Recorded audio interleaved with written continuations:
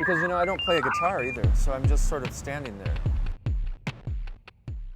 Can you maybe tell what was it in you at that point, maybe, that was something that you wanted to live for in a way? Did you have some plans or some dreams that you maybe still wanted to fulfill? No, I think I was more just afraid to die. But I wasn't sure what I would do if I continued living, you know?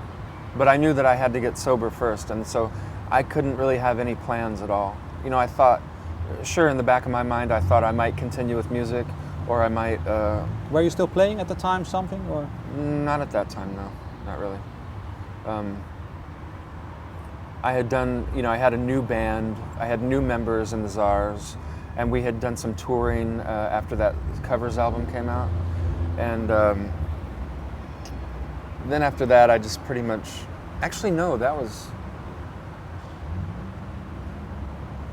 it's really hard for me to remember all this. Mm-hmm. I actually did some touring with the Czars after I got sober.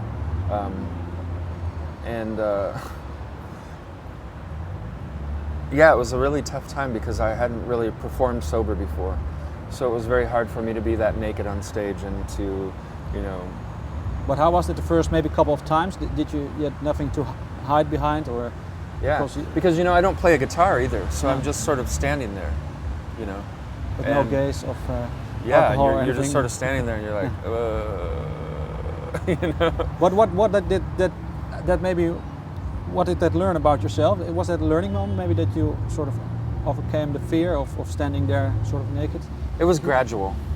You know, it didn't happen like that. It sort of, just more and more I started to get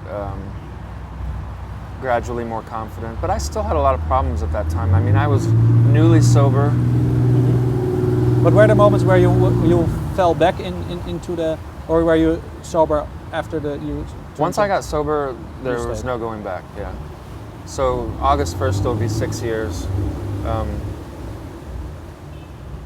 But you know, it was really hard at first. I didn't like stop, and then everything was fine, and I didn't have a problem performing. I mean, you know, it uncovered a lot of really my core, you know,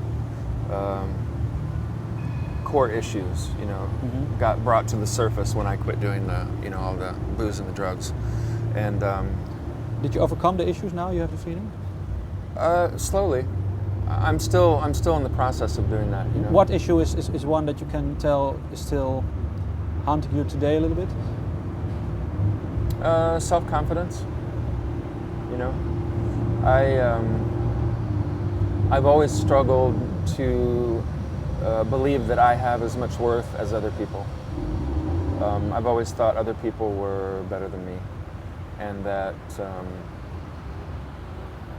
I was defective. Did maybe the guys that from Midlake, yeah, did they sort of, what did they see in you? Was that a boost in your confidence that someone, yeah, recognized the talent in you and said, well, hey, you have to do something here? How did that make? Well, you know, people had recognized that, people had told me I had talent before.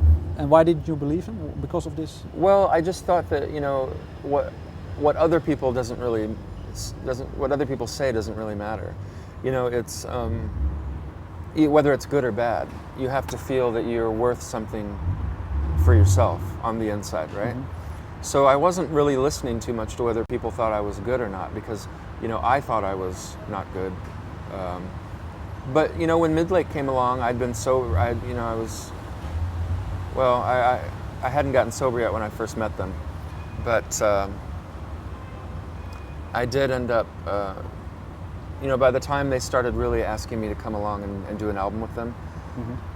I really respected their work, and I respected them as musicians, so sure, I mean, it made an impact on me. I thought, well, you know, if these guys, you know, think I'm great, then maybe there's something to it, you know.